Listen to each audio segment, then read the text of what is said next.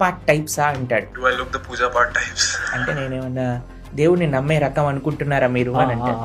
కానీ మీరు చూడండి, ఆయనకి వివాహం అయిపోయాక వారు ఎంత మంచిగా ఈయన జీవితాన్ని మార్చారు. ఎటువైపు మార్చారు అంటే ధార్మికత వైపు.